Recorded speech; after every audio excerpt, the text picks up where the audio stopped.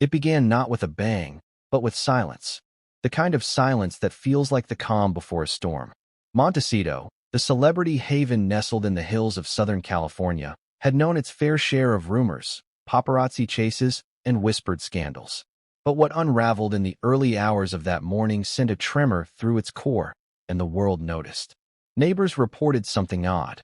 The driveway of the Sussex's $14 million mansion, usually bustling with deliveries, photographers, or black-tinted SUVs, was eerily empty. No staff vehicles, no movement, just a solitary Range Rover disappearing through the iron gates, trailed quietly by a pair of indistinguishable sedans. One neighbor described it as ghostly, another called it surgical. But what nobody expected was the news that broke just hours later. Reports began to circulate that Prince Harry had sold the Montecito estate in a swift, off-market deal. No fanfare, no listing, no sign that such a monumental decision had been brewing beneath the surface. The press was caught off guard, but more shocking was the alleged detail that Meghan Markle, the Duchess of Sussex herself, was completely unaware. Before we continue, please hit the like button, subscribe to the channel, and turn on the notification bell for updates. The phrase "left behind" started to trend globally, and speculation ran wild. Had Prince Harry truly packed up, taken the children, and flown back to the UK without so much as a goodbye? Was this the beginning of the end for the royal rebels of California? And most importantly, what could drive a man like Harry to sell the very home they once called their fresh start? Insiders scrambled to piece the puzzle together. Whispers from Montecito locals painted a vivid picture. A family retreat that had turned cold, strained interactions at local restaurants, Meghan showing up alone to social events more frequently, and Harry often spotted jogging alone on the coastal trails, headphones in, eyes down, disconnected. The home itself had become a symbol. Purchased during the height of their post-royal independence, it represented freedom from the crown's control. It was luxurious, tucked away, and seemingly perfect. But perfection, it turned out, was a performance. And every performance, no matter how convincing, eventually comes to its final curtain. One former employee, speaking anonymously, claimed that the atmosphere inside the mansion had changed dramatically in the past 6 months. It wasn't always like that, they said. At first, it felt like a dream job, helping a young family build a new life. But then everything became tense. Communication broke down. The kids were rarely seen. Orders came through assistants instead of directly. It felt like we were working inside a bubble, and that bubble was about to burst. When Harry was photographed at the Santa Barbara private terminal boarding a private jet with 2 small children in tow, the media exploded. No Meghan in sight. Just him, 2 nannies, a security team, and what appeared to be a tightly choreographed escape. No press release. No Instagram farewell. No Oprah-style exit monologue. Just silence and flight. Meghan's reaction, according to close sources, was one of devastation and disbelief. She allegedly discovered the house had been sold only after staff members began packing up valuables. The official paperwork, insiders say, was signed weeks before, under a discreet LLC registered to a known associate of Harry's longtime UK attorney. If that's true, it meant the decision was deliberate, planned, and entirely concealed from her. Speculation immediately split into 2 camps. One camp, largely fueled by Meghan's loyal fanbase, argued that Harry must have been manipulated, perhaps pressured by the royal family, or blackmailed into returning to the UK. They viewed Meghan as the ultimate victim, left stranded in the wake of a carefully orchestrated operation. But the other camp painted a different story. They saw this not as a royal extraction, but as Harry reclaiming control. They pointed to years of awkward interviews, financial strain, waning public support, and Harry's increasing isolation from his former life. They remembered how he used to light up at events in London, the contrast to his somber expressions in California, all too stark. And what of the children? Archie and Lilibet, the mystery children of the royal married Hollywood duo, have always been shrouded in intrigue. Few verifiable public images, fewer appearances. And now, as reports swirl that Harry took both children back to the UK with him, questions have resurfaced with even greater intensity. Was this a custody battle? A private decision made public through an unfortunate leak? Or was it something more calculated? Harry ensuring he was never again excluded from their future, even if that meant removing them from California altogether. As viewers watch this unravel, they are left with a dozen conflicting emotions. Sympathy for Meghan, who may have genuinely been blindsided. Curiosity about Harry's true motives. Skepticism about the children. And a creeping sense of realization that the fairy tale they were sold, a prince and actress forging a new destiny, might not have been so fairy tale after all. The reactions from the UK were telling. The palace, silent as ever, refused to comment. But sources claim Prince William was informed weeks prior. Princess Catherine allegedly approved a full security reinstatement plan in the event Harry returned with the children. And King Charles? Smiling during a public engagement the very same day Harry landed in London. Coincidence or calculation? At the core of this storm is a fundamental question. Was this Harry finally choosing his roots over romance? His family over fame? His sanity over spectacle? And then there's Meghan, left in a mansion that was no longer hers, watching everything they built slip through her fingers. Sources say she's furious. Others claim she's heartbroken. But the truth may be far more complex. Was this her plan all along, to rise, separate, and rebrand? Or did the game outplay her? In the next chapters, we will peel back every layer. From the financial maneuvers behind the property sale to the flight path that brought Harry home. From royal whispers to Hollywood silence. We'll hear from insiders, former staffers, and experts on what truly went wrong behind those palace gates turned California hedges. So buckle in, because this is more than a royal split. It's the unraveling of a media-built empire. And by the end, you'll be asking yourself the same question the world is. Did Harry betray Meghan, or finally save himself? From the outside, it looked like a dream. A grand $14 million mansion nestled in the sleepy but elite enclave of Montecito, California. The estate, surrounded by towering hedges, imported olive trees, and wrought iron gates, was both a fortress and a palace, a place where privacy met opulence. For Prince Harry and Meghan Markle, this sprawling compound was supposed to be the pinnacle of their post-royal reinvention. A place to raise their children, build their brand, and finally live life on their own terms. But what hid behind those majestic walls was far more complicated than anyone imagined. The property itself was the stuff of celebrity fantasies. Built in the Spanish colonial style with Mediterranean influences, the mansion boasted 9 bedrooms, 16 bathrooms, a library, a rose garden, a tea house, and even a 2-bedroom guest house that Tyler Perry reportedly once stayed in during their transitional move to the United States. A chicken coop filled with rescued hens added a touch of down-to-earth charm, a deliberate nod to their new life outside the palace. And let's not forget the lush lawns and eucalyptus groves where the children were supposed to play freely, away from prying lenses and the judgment of tradition. It was the backdrop of that famous Oprah interview, perhaps the most defining moment of their American chapter. The garden furniture, the shade of the pergola, the gentle lighting. It all lent itself to an atmosphere of honesty and vulnerability. And for a while, it worked. The world saw 2 people who had escaped a suffocating institution, who had fled to build a sanctuary. But beneath the facade, the cracks were already forming. According to sources familiar with the household, the mansion quickly became more of a set than a sanctuary. There were constant media projects in development, book deals, podcast recordings, streaming documentaries. And with that came crews, assistants, agents, and mounting pressure. The once quiet estate grew louder, more chaotic. Peace gave way to production schedules. One former household staff member recalled how the home began to feel more like a business headquarters than a family residence. Every day was scheduled. Meetings, interviews, deliveries, visitors. There wasn't much warmth left, they said. Harry would try to take walks alone on the property, or disappear into his home office for hours.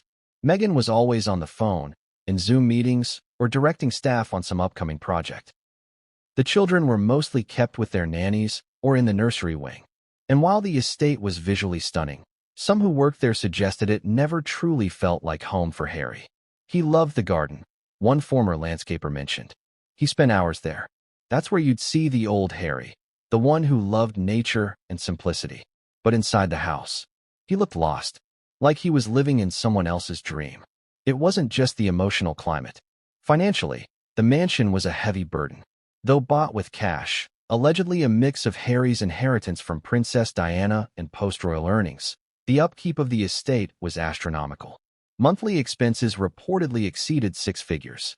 Between property taxes, staff salaries, maintenance, security, and utilities, the costs quietly ballooned into a pressure cooker of stress. The pool needed constant upkeep. Security patrols ran around the clock. Meghan's design updates, reportedly including imported marble, custom lighting, and luxury baby furniture, continued even as public interest in their brand began to wane. Every aesthetic decision was intentional, curated for the world they still hoped to impress. But behind the scenes, the money was draining faster than they could recoup it. Their Archwell Foundation had promise, but controversy after controversy began to eat away at its credibility. Corporate deals started to slip away.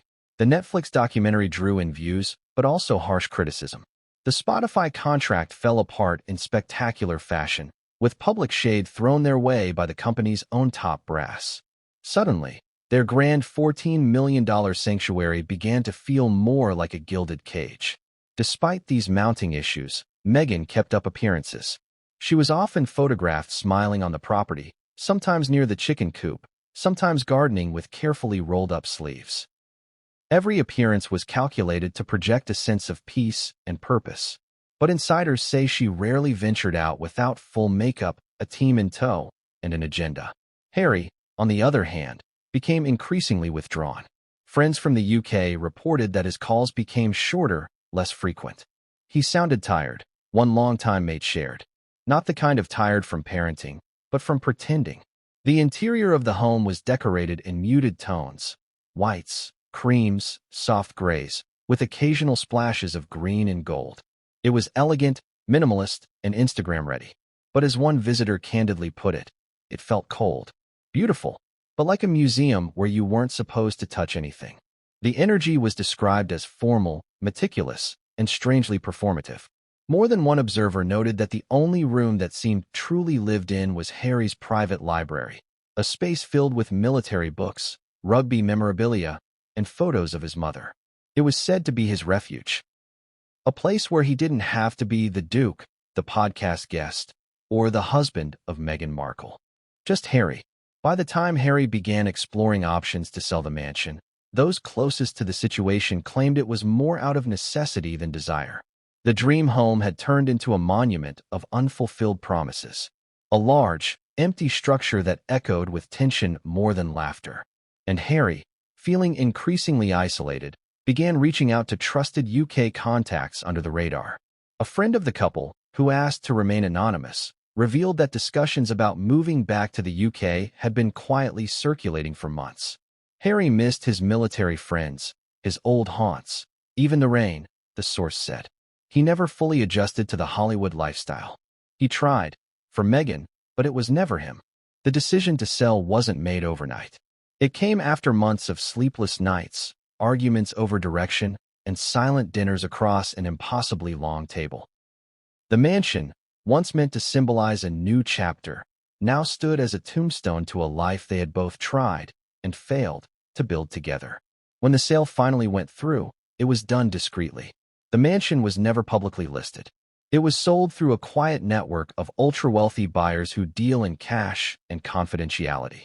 Meghan allegedly found out through a friend in the real estate circuit, not from Harry himself. By then, the packing had begun. Room by room, staff packed up the curated life. Designer furniture, baby items, family photos. The chicken coop was reportedly dismantled and sold to a nearby rescue sanctuary. Meghan, stunned and reeling, was left to watch the very life she had constructed be dismantled piece by piece. The walls that once held promise now echoed with regret. And Harry? He was already gone. In fairy tales, castles are always solid, timeless, impenetrable. They represent safety, power, and permanence. But in real life, even castles can crack. And sometimes, those cracks form from the inside. For the Duke and Duchess of Sussex, the glamorous Montecito mansion might have been built of stone and luxury, but its emotional foundations were fragile from the beginning, and the cracks had been spreading for a long time before the world noticed. neighbors first began whispering about strange changes in the household routine.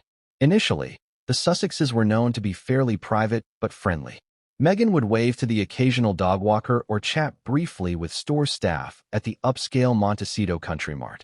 Harry was seen riding his bike through the secluded roads, sometimes even stopping to take in the scenery.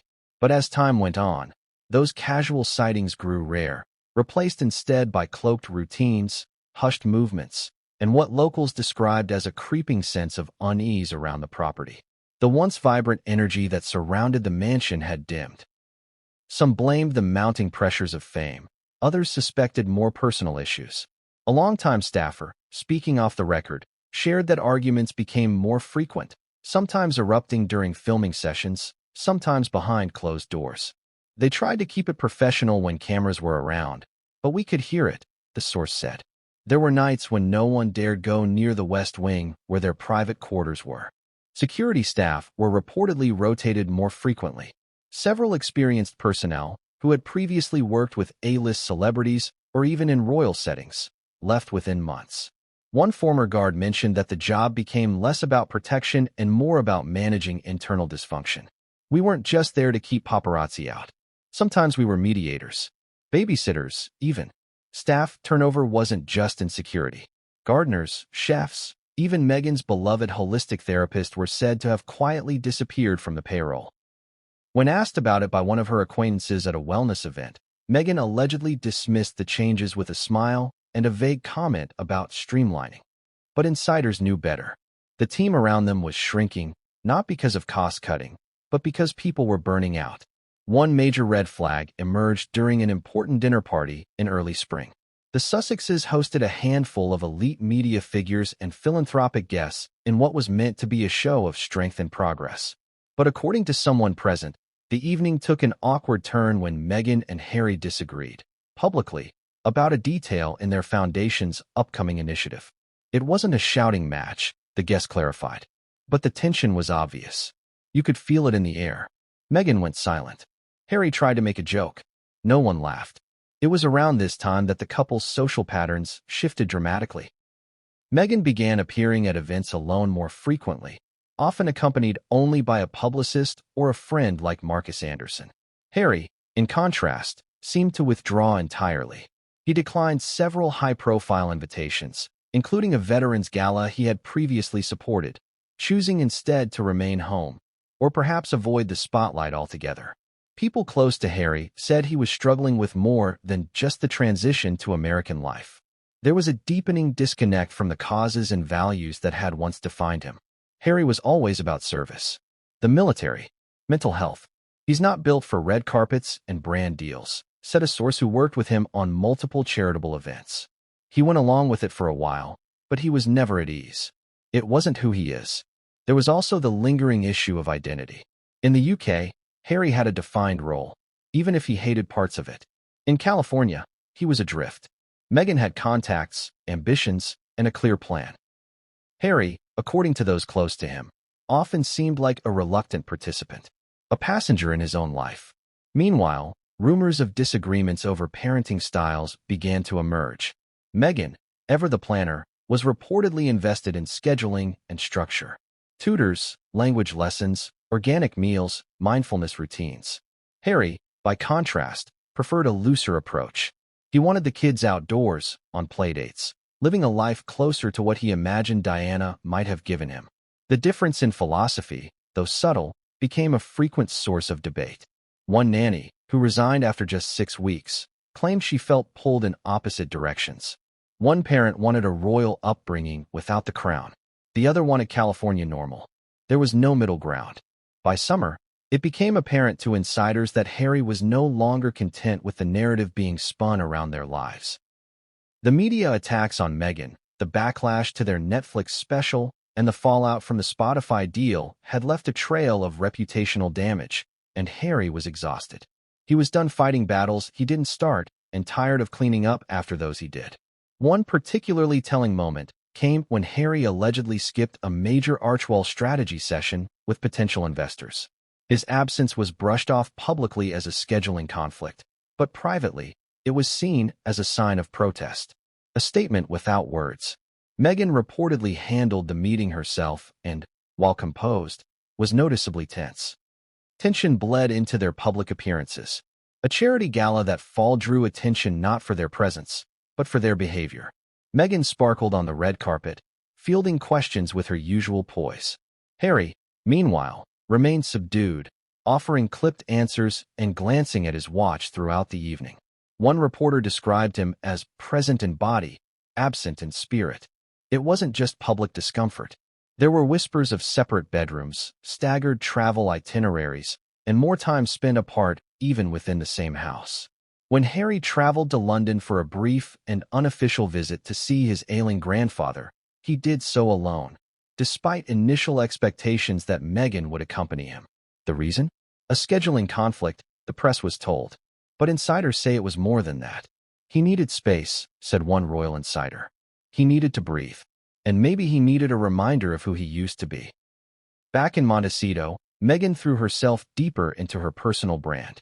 From new media pitches to rumored fashion collaborations, she remained relentless. But the more she pushed forward, the more Harry seemed to retreat. Their once joint effort began to feel like two solo journeys sharing an address. Perhaps the most haunting symbol of their unraveling was their shared kitchen, a space where they were once photographed cooking together for charity meals. Lately, it sat mostly unused. A private chef handled most meals, and staff would deliver trays to separate corners of the house. According to one insider, there were weeks where they barely sat at the same table. All these signs, the silent meals, the solo events, the missed calls to old friends, were cracks. Some wide, some hairline, but all impossible to ignore. The glass castle still stood, gleaming in the California sun. But inside, its structure was buckling, and those who looked closely could see that something was coming. No one saw the sale coming. Not the staff, not the neighbors, not even Meghan Markle herself, if insider reports are to be believed. And that, perhaps, is what makes this chapter of the unfolding story most startling. In a world where every move by the Sussexes is scrutinized, spun, or speculated on, Prince Harry managed to pull off what seemed almost impossible. He secretly sold their $14 million Montecito estate without the press, paparazzi, or even his own wife catching wind of it until it was nearly complete. The first clue didn't come from a media report, but from a subtle shift on the property. A local real estate agent, known for handling high-net-worth clients, was seen entering the estate multiple times over a 2-week period. She wasn't publicly affiliated with any property listings at the time, and when pressed by curious locals, she declined to comment. But real estate insiders now say she was handpicked for a reason: discretion. In the ultra-luxury world of California real estate, especially among celebrities and royals, off-market deals are not uncommon. These sales happen without public listings, without open houses, and often without photographs. Buyers and sellers communicate through intermediaries, and identities are cloaked behind shell companies or trust names. It was the perfect setup for someone who didn't want attention, and Harry wanted none of it. According to sources familiar with the sale, the decision was made months before the actual transaction took place. It began with a phone call, not to a broker, but to a lawyer in London who had quietly managed some of Harry's past affairs. From there, a plan was crafted: form a new California-based LLC under a non-identifiable name, transfer temporary ownership of the property, and initiate discussions with a vetted list of interested buyers, most of whom had no idea the property belonged to royalty until they were deep into negotiations. It's not just the secrecy of the transaction that shocked those close to the couple, it was the intention behind it. Selling the house wasn't just about liquidating an asset. It was, according to insiders, a carefully calculated exit, a way to detach Harry from the life that had begun to feel more like a performance than a partnership. The buyer, as it turns out, was a tech billionaire from Silicon Valley who reportedly never visited the home in person. The deal was finalized through digital walkthroughs, encrypted video meetings, and NDA-cloaked conference calls. The offer came in fast and above market value, a tempting opportunity given the cooling luxury market. And just like that, the papers were signed. But Meghan? She wasn't included in those discussions, according to multiple sources. In fact, her alleged discovery of the sale came through whispers from a friend in the local real estate community.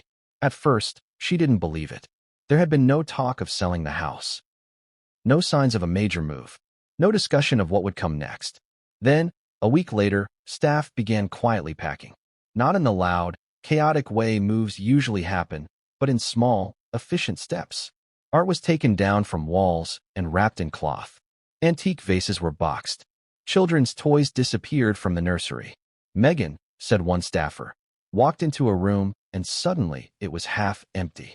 Panicked, she confronted a member of the household team, demanding answers. But the only response she reportedly received was, "Ask Harry." That conversation, say insiders, led to a volcanic confrontation behind closed doors, the echoes of which were heard by staff throughout the property. One insider described it simply. It was the loudest argument we've ever heard. Whatever she found out in that moment broke something. Financially, the sale had far-reaching implications. The Montecito property wasn't just a house, it was their brand. It had been featured in interviews, documentaries, photo ops. It symbolized their freedom from royal life. Selling it signaled a severing of that image, and possibly the beginning of an unraveling far more personal than professional. Analysts pored over the LLC documents, trying to trace the path of the money. While the buyer's identity was eventually uncovered, the destination of the funds remains a mystery. Speculation ranges from a new trust in the UK to a quiet property purchase abroad. But what's clear is that Meghan was not looped in. Not legally, not emotionally, and certainly not logistically. This raised deeper questions. Was Harry moving to protect himself financially? Had his advisors warned him of a looming fallout, prompting him to isolate his assets? Or was this a last act of independence, a final stand in a relationship that had become imbalanced? Insiders say the tension in the home reached a boiling point. Meghan, blindsided and furious, allegedly began calling her legal team, attempting to determine if she had any claim to the proceeds. But without her name on the deed or the LLC, and with California's property laws being what they are, her position was precarious. One legal expert explained, if the home was purchased with Harry's separate funds, like his inheritance, and the paperwork was managed solely through his team, she might not have had any legal ownership, especially if they had a prenuptial or postnuptial agreement that kept such assets separate. The betrayal, however, wasn't just legal, it was emotional. Meghan had often referred to the Montecito house as our forever home. She had invested time, energy, and resources into curating its every corner. From custom nursery murals to organic herb gardens, the house bore her fingerprints. Losing it in silence felt less like a property transfer and more like an eviction. As the closing date approached, Harry allegedly took one final walk through the property. Alone. No cameras. No entourage. Just him, wandering from room to room, stopping briefly in the garden where they had once filmed the now iconic Oprah interview. The roses still bloomed, but the moment was gone. Whatever had begun there, filled with hope and defiance, had faded. The last truck rolled out at dawn. Meghan wasn't seen. Staff said she remained locked in her suite, curtains drawn, while movers finished what had already been decided. When the gates closed behind the final vehicle, Montecito lost its most talked-about residents. But the world was only just beginning to understand what it meant. This wasn't just a secret sale. It was a symbol, a marker in time, proof that whatever facade had been kept alive for the public was no longer sustainable behind closed doors. At the heart of every drastic decision lies a person driven by more than just impulse. Someone pushed by circumstance, haunted by regret, or perhaps seeking redemption. For Prince Harry, the man who once stood as the embodiment of royal rebellion, this quiet yet calculated departure from Montecito was far more than an act of escape. It was an unraveling of a life he had built but never fully owned. And behind the headlines, beyond the whispers of betrayal and shock, lay the deeper truth. This was Harry reclaiming himself. For years, Harry had played the role expected of him. First as the spare, then as the soldier, the heartbroken son, the troubled brother, the runaway royal, and finally, the modern American husband and father. Each chapter came with a costume change, a media spin, a new narrative. But in recent months, something inside him had begun to shift. Friends who had known him for decades said he seemed hollowed out, burdened by a life that didn't match the man they remembered.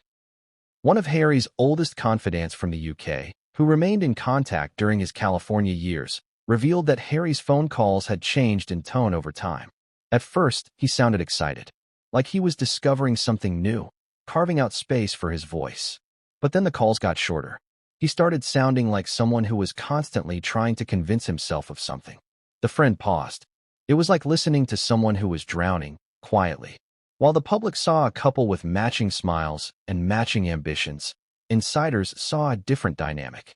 Meghan, sharp and focused, was often seen leading meetings, pitching ideas, arranging logistics. Harry, while supportive, struggled to match that intensity. He felt more comfortable at charity events, with veterans, or simply playing with his children in the garden. The Hollywood hustle didn't come naturally to him, and over time, it began to wear on his spirit. Privately, Harry began seeking counsel. Not from celebrity agents or image consultants, but from people he trusted back home. One such figure was a former royal aide, discreetly based in London, who had previously managed sensitive transitions for senior members of the family. This aide, whose name has not been disclosed, reportedly became a key advisor behind the scenes. Their conversations, initially casual, turned increasingly logistical. Topics included property laws, custody options, and even how to navigate UK reintegration without triggering a tabloid frenzy. These calls were encrypted. The email exchanges were routed through offshore servers. The secrecy wasn't just precautionary, it was essential. Harry knew that any hint of doubt, any sign that he was planning an exit from the life he had built with Meghan, would ignite a media firestorm and perhaps derail everything. He wasn't just planning a move. He was preparing a total reset. A pivotal moment came during a private retreat in Oregon, where Harry had traveled alone under the guise of a wellness conference. There, away from cameras and curated image control, he met with a group of veterans and mental health professionals. One attendee, speaking under condition of anonymity, recalled a strikingly candid conversation. He said, "I don't know who I am anymore. I'm a dad, a husband, a former royal. But where is just Harry? Where did he go?" The statement reportedly hung in the air, heavy and revealing. It was clear to those present that Harry wasn't just expressing exhaustion. He was contemplating a serious change. And that change, as it turned out, was already underway. In parallel with these emotional reckonings, Harry had begun quietly disentangling himself from several joint ventures tied to Archewell. While Meghan pursued new branding opportunities, fashion collaborations, and media productions, Harry's involvement became less visible. Insiders say he pulled out of two potential deals in the early stages, one a tech-based wellness app and the other a short-form documentary series, citing discomfort with the direction. Those close to him say that he felt commodified. His trauma, his title, his relationships were all being turned into content. And while Meghan viewed it as powerful storytelling with a purpose, Harry increasingly viewed it as exploitation of himself, of his past, and sometimes of his own pain. But Harry's most strategic moves were financial. Long before the mansion sale became public knowledge, he had quietly begun moving assets into a secure trust. This trust, reportedly established through a legal team in Switzerland, allowed him to shelter personal earnings and family heirlooms separate from any shared marital holdings. It wasn't about secrecy, those close to him insist, it was about protection. Sources say Harry feared legal battles were inevitable. Not because he wanted them, but because he knew how messy high-profile separations could become, especially when millions of dollars, 2 children, and a global reputation were involved. The sale of the mansion was a piece of that larger strategy, to liquidate, move, and reposition before anyone realized what was happening. Those observing from the royal sidelines weren't surprised. A palace insider who had worked with Harry during his final days in the UK said he always had a survival instinct beneath his outward charm. People think he's emotional, reactive, but when pushed to the wall, Harry plans. He doesn't like drama, he likes control, and this was him taking it back. Even the timing of his departure was deliberate. It coincided with a lull in public interest, following a string of media controversies involving other public figures. He left not during a high-profile tour or anniversary, but in the dead quiet of early spring, when the world's attention was elsewhere. A tactical decision, no doubt advised by his inner circle. Perhaps the most telling detail of all is that Harry reportedly left behind several items he had once deemed personally significant. Family photos, monogrammed gifts, even a few of Archie's early toys. Some speculate it was an emotional error. Others believe it was symbolic, a final gesture to show that he was walking away not just from a house, but from an illusion. What remains clear is that Harry's departure wasn't a spontaneous act. It wasn't a midlife crisis or a whim driven by one explosive fight. It was the end result of months, perhaps years, of quiet planning, deep soul-searching, and strategic coordination with trusted allies. He left behind more than real estate. He left behind a lifestyle, a brand, and a partnership that, despite appearances, had drifted far from its original purpose. He didn't storm out. He slipped away, like a soldier exiting a battlefield that had claimed too much of his peace. This chapter of Harry's life, once filled with grand declarations of independence and purpose, ended not with cameras rolling, but with a quiet decision made in the shadows. He didn't need a documentary to explain it. He didn't need a royal address. He needed space, clarity, and something far more elusive than attention: truth. It happened like a tidal wave crashing without warning, sudden, violent, and irreversible. There were whispers before the storm, subtle hints that something was amiss. But for Meghan Markle, the moment of truth arrived not with a confrontation, nor with a respectful conversation, but through whispers and shadows. A friend's hushed phone call, a half-packed room, and finally, the unthinkable confirmation that the home she had once called her sanctuary had been sold without her knowledge. Sources close to the Duchess described the exact moment as surreal. It was a quiet morning in Montecito. Meghan, according to routine, was preparing for a virtual meeting with a philanthropic partner overseas. Dressed in a simple yet elegant outfit, hair meticulously styled, she was already halfway into her carefully planned day. But then the call came. A well-connected friend within the California luxury real estate circle rang her, apologetically and hesitantly, asking if it was true that their Montecito estate had been sold. At first, Meghan laughed. The idea seemed absurd. There had been no such discussions, no consultations, no signs. She brushed off the question, assuming it was another misinformed rumor. But the voice on the other end wasn't joking.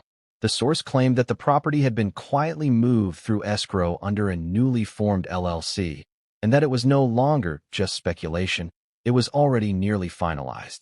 What followed, according to insiders, was a wave of panic. Meghan reportedly paused the meeting she had been preparing for and began calling her personal assistant, who appeared just as stunned. They checked schedules, emails, paperwork, anything that could provide clarity or contradiction. But the more they looked, the more unsettling the reality became. Meghan had been completely left out of the loop. The property, which had become an extension of her identity and the face of their American dream, was being pulled out from under her. No press release, no explanation, just cold, clinical legal documents moving behind the scenes. She rushed through the house, according to a source, suddenly aware of every detail that now felt uncertain. Why were certain boxes near the front entrance? Why had 2 pieces of framed art disappeared from the upstairs hallway? Why had the landscaping team skipped their usual visit the day before? She confronted a household manager, a discreet older gentleman who had served quietly and efficiently since their early months in Montecito. His response, though polite, was not reassuring. "You should speak to the Duke," he said. That sentence, delivered with calm detachment, was all it took. What followed next was a confrontation that reportedly rocked the entire estate. Meghan, red-faced and visibly shaken, called for Harry. But he wasn't home. According to security logs later leaked to media outlets, Harry had flown out early that morning, alone, with 2 members of staff and, as the reports later detailed, their children. Meghan attempted to reach him by phone. No answer. Multiple calls. Texts sent with escalating urgency. No response. The silence, according to a source close to her team, was the loudest blow of all. Desperation turned to disbelief. She contacted her lawyers.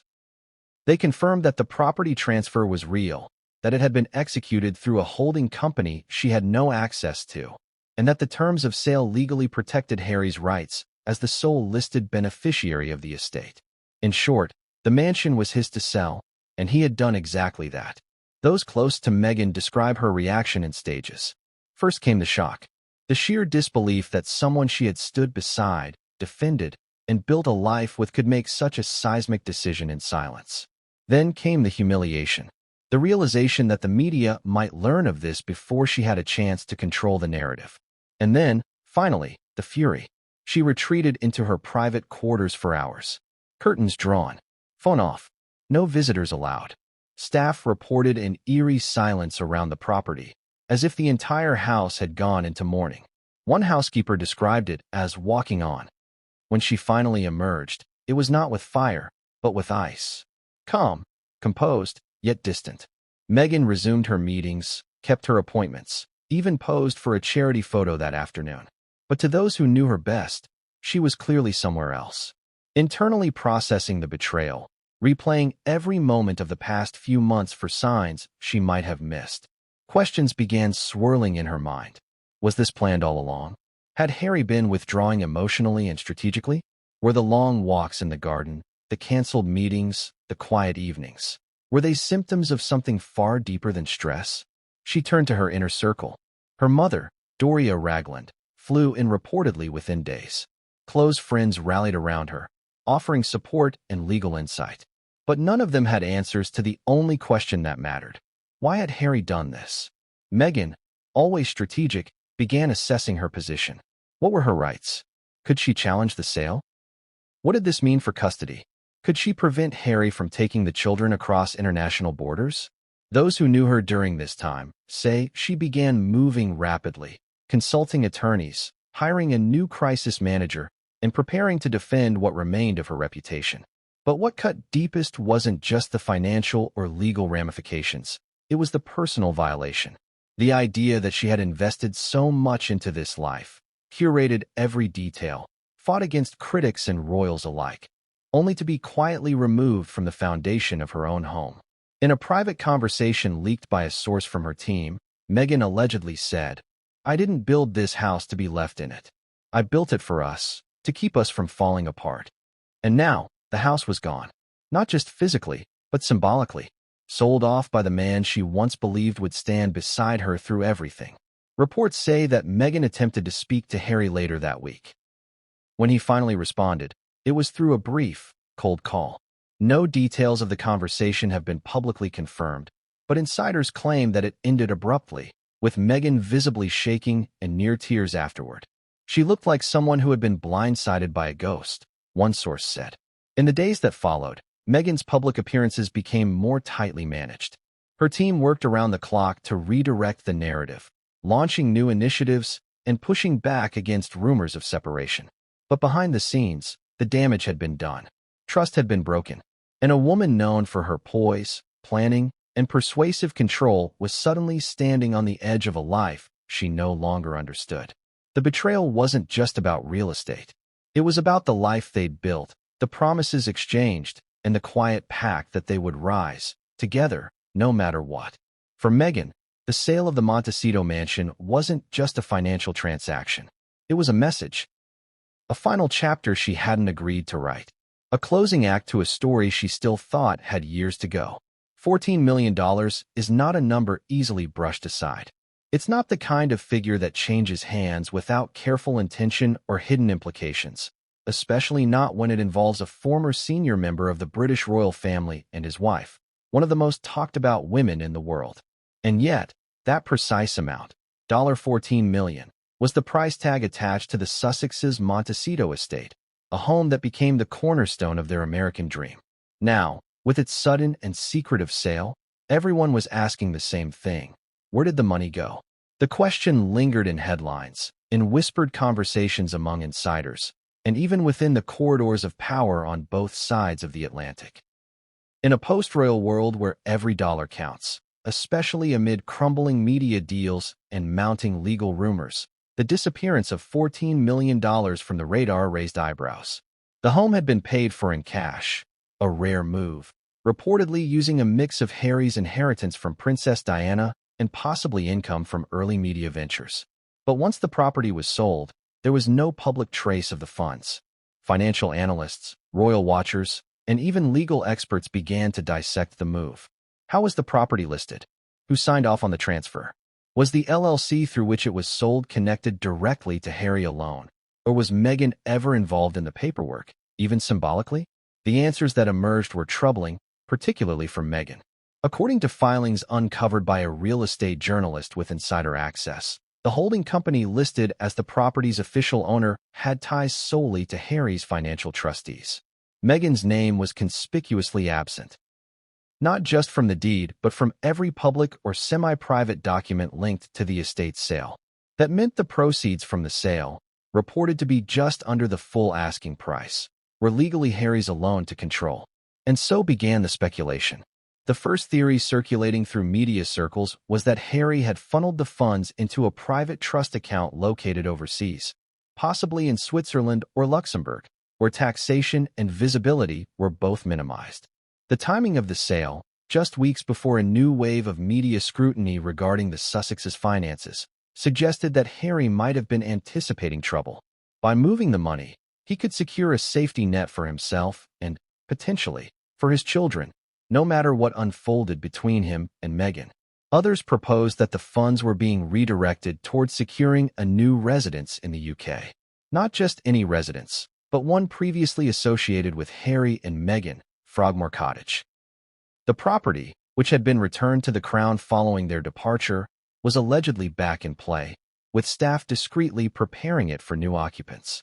Royal aides refused to comment publicly, but insiders hinted that King Charles had quietly approved temporary security upgrades at the location. Another theory, though darker, suggested that Harry was preparing for a legal war. With rumors swirling of a potential separation or custody dispute, some insiders believe the mansion sale was a preemptive strike, an effort to liquidate assets while he still had full control before lawyers on both sides locked them in place. One former royal advisor said plainly, "When couples in the public eye see storm clouds on the horizon, they don't wait. They move assets, they draw lines." Harry selling that house is the equivalent of fortifying the castle walls. On Meghan's side, legal consultants were reportedly scrambling. Her attorneys, previously focused on brand expansion, now shifted gears, digging into the legality of the sale and the ownership structure of the couple's shared properties. If Meghan had contributed to the home's renovation or interior design from her own income or investments, she could have grounds to request partial compensation. But those claims, according to sources, would be tough to prove, especially given the meticulously separate nature of Harry's financial setup. One former Archewell employee noted that the couple had always kept some financial lines distinctly drawn. They shared decisions, sure, but when it came to money, there were walls. Harry had his advisors. Meghan had hers. They didn't always agree. That independence, once a strength of their partnership, now appeared to be a dividing line. But perhaps the biggest mystery lay in what wasn't being said. Neither Harry nor Meghan released an official statement about the sale. The Sussexes' public relations team remained uncharacteristically silent. There was no clarification, no spin, no refutation. That silence fed the media frenzy. If there was nothing to hide, why hide it? Observers pointed out that the $14 million sale could also have larger implications for the couple's joint brand. The Montecito home had been more than a private residence. It had been a symbol. It featured heavily in their Netflix documentary. It served as the backdrop for press interviews. Even their philanthropic materials often used images of the estate, subtly linking their charitable mission to the aura of stability and success. Selling it, without warning, undermined that narrative. Some questioned whether Harry had made the move to disentangle himself from the Meghan brand altogether. In recent months, Meghan had taken a stronger lead on public-facing projects, launching podcasts, fashion collaborations, and reportedly working on a lifestyle line akin to Goop. Harry's own visibility, by contrast, had diminished. He seemed reluctant to participate in new productions and had pulled back from press engagements. Selling the home may have been his way of declaring an end to the American chapter on his own terms. And then came the final twist, unconfirmed, but whispered through trusted corridors. A UK-based financial insider revealed that Harry had recently met with Royal Trust Fund managers, the same group responsible for overseeing funds connected to Prince Charles's Duchy of Cornwall and other royal holdings. The meeting, which reportedly lasted several hours, discussed long-term financial sustainability, potential roles within charitable initiatives back in Britain, and, crucially, accommodations for Harry and the children. If true, it painted a picture of a man not only stepping away from one life, but actively preparing for a return to another. The $14 million question, then, was not just about where the money had gone. It was about what it meant. A signal of division, a preparation for war, or perhaps the final act of a man reclaiming control over a life that had spun too far from his grasp. And yet, as money quietly moved behind the scenes, one thing remained visible to the world. Meghan had been left out of the process. Not just emotionally, but strategically. And while she plotted her next move, Harry had already played his hand. It was the most chilling part of the story, the kind that moves from whispered curiosity to national obsession. Not because of its sensationalism, but because of its suddenness. In the days following the sale of the $14 million Montecito mansion, the world came to realize something strange and deeply unsettling. The Sussex children, Archie and Lilibet, were nowhere to be found. There had been no farewell announcement, no school withdrawals, no airport sightings. One day, they were simply gone. And it wasn't just the public who noticed. Staff at the estate began noticing the absence first. The children, who were rarely seen even on normal days, had completely vanished from the routine. Their playroom, once bustling with nannies, delivery boxes, and the occasional family photo shoot, was locked. The tiny garden near the chicken coop, reportedly Archie's favorite spot, sat quiet. No toys, no tiny shoes, no laughter, just stillness. A housekeeper, who had worked on the property for over 2 years, said it felt like the house had lost its soul. They were rarely loud, but you could always feel them, she said. There were markers, fingerprints on glass, blankets thrown across chairs, drawings stuck to the fridge. But suddenly, it was as if they'd never been here. Even the nannies, whose presence had once been consistent and low-key, stopped showing up. At first, it was thought to be a schedule shift. Perhaps they were on vacation. But after 3 days passed without a single sighting, questions began circulating. Where were Archie and Lilibet? And more disturbingly, when did they leave? Security footage from Montecito's private airport provided the first clue. In the early hours before news of the mansion's sale broke, Prince Harry was spotted boarding a private jet with 2 small children, 2 nannies, and a security escort. No Meghan, no formal announcement. The children were heavily shielded from view, carried in a manner that obscured their faces, loaded onto the plane without delay. Airport staff were reportedly under strict non-disclosure agreements. No media were tipped off. It was, by all accounts, an extraction. The flight, tracked by aviation enthusiasts, landed at Farnborough Airport in the United Kingdom, a favored landing point for royal and VIP travelers. Within the hour, a convoy of black Range Rovers departed the tarmac under tight security, headed in the direction of Windsor. The vehicles were identical to those often used by the Royal Protection Service. That was all it took. The internet exploded. Theories ranged from the practical to the conspiratorial. Some believed Harry had taken the children back to the UK for safety, fearing legal action or media intrusion following the house sale. Others suspected something far more strategic, a preemptive custody maneuver. Family law experts weighed in quickly. If Harry and Meghan were indeed separated, or heading toward it, then taking the children across international lines without explicit consent could raise legal red flags. However, if Harry held dual custodial rights or acted within an emergency clause in their parental agreement, he may have been legally entitled to make such a move. The problem was, no one outside their legal teams knew for sure what agreements had been made. Meanwhile, the silence from Meghan's camp was deafening. Typically quick to release statements, respond to headlines, or control narratives, Meghan remained uncharacteristically quiet. She neither confirmed the children's whereabouts nor denied the reports. Social media accounts associated with her brand went dark. Scheduled appearances were quietly canceled. In Montecito, her team began restricting access to the estate. Press inquiries were declined. The gates, once symbols of privacy, now resembled barriers guarding an emotional battlefield. The public reaction was polarized. Supporters of Meghan expressed concern that she had been blindsided, that Harry had taken the children without proper communication or mutual agreement. They painted a picture of a mother left in the dark, watching her family unravel before her eyes. Critics, however, questioned Meghan's own role in the growing mystery.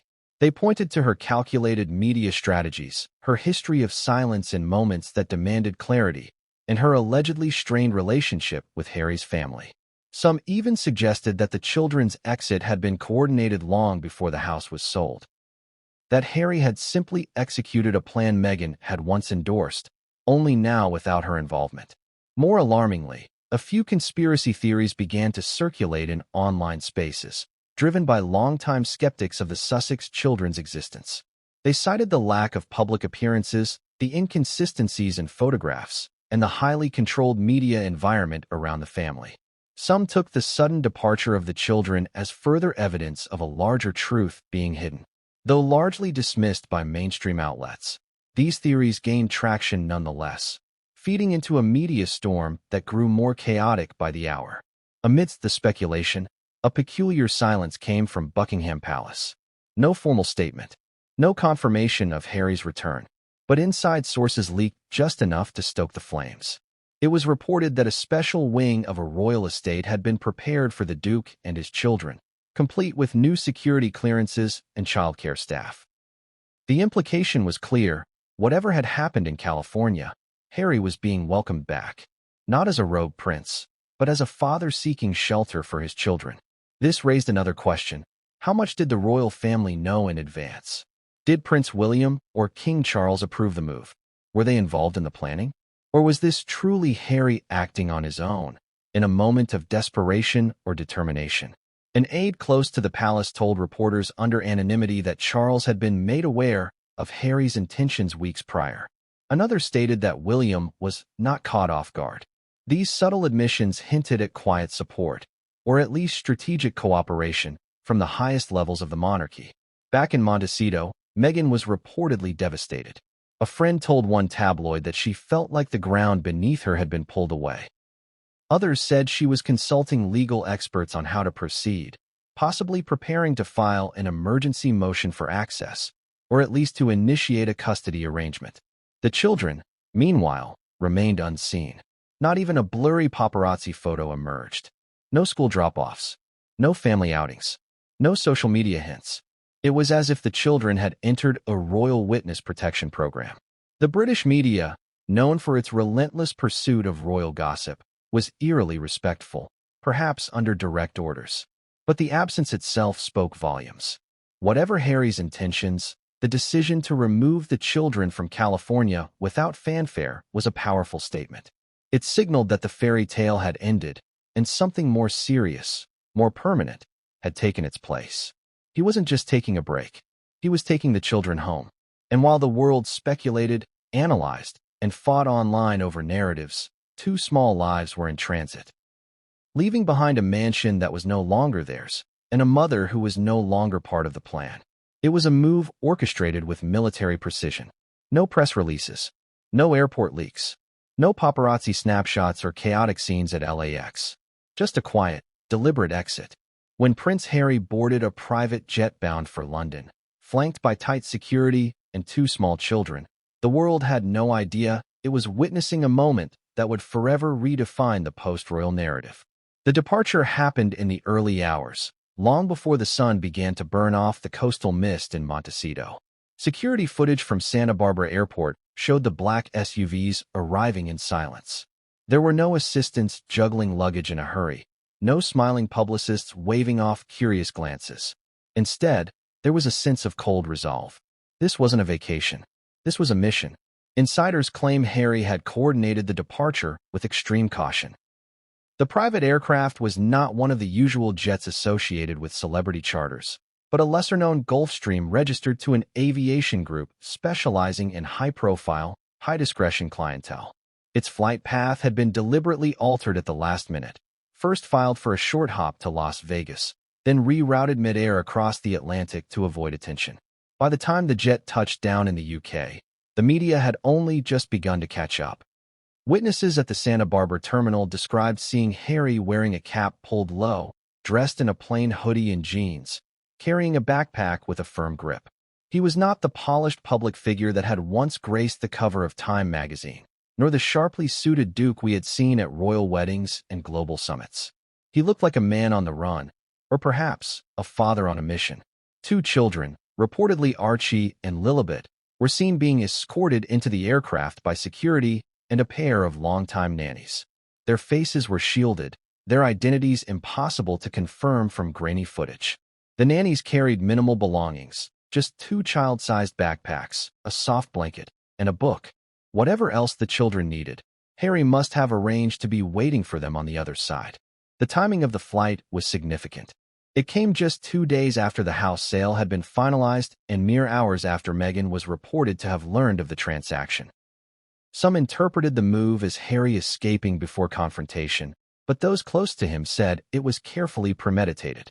The flight had been booked weeks in advance, and security had coordinated directly with British protection officers for a seamless transition once he landed. When the plane finally touched down at Farnborough, the reception was swift and muted. There were no photographers, no red carpets, just a line of black Range Rovers, tinted and silent, waiting on the tarmac.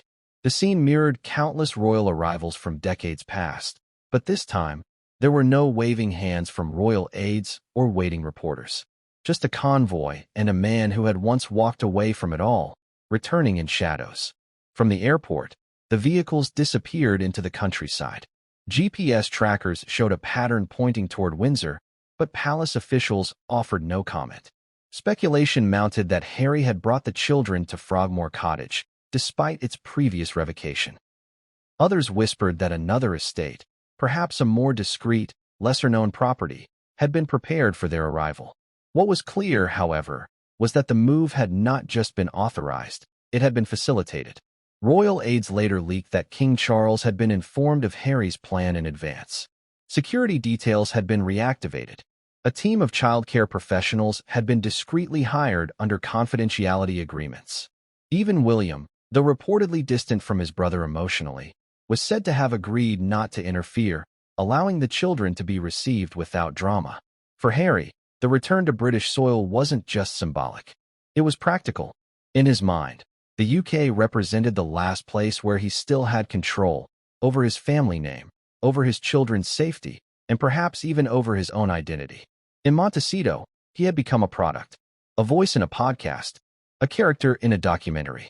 In London, he could disappear into the structure he once fled. But the optics were tricky. The man who had once denounced the royal family for racism, for media abuse, for mental health neglect, was now returning under its protection. Some critics called him a hypocrite. Others saw a man humbled by experience. Either way, the jet landing in London marked a full-circle moment. The prodigal son wasn't just coming home. He was bringing the next generation with him.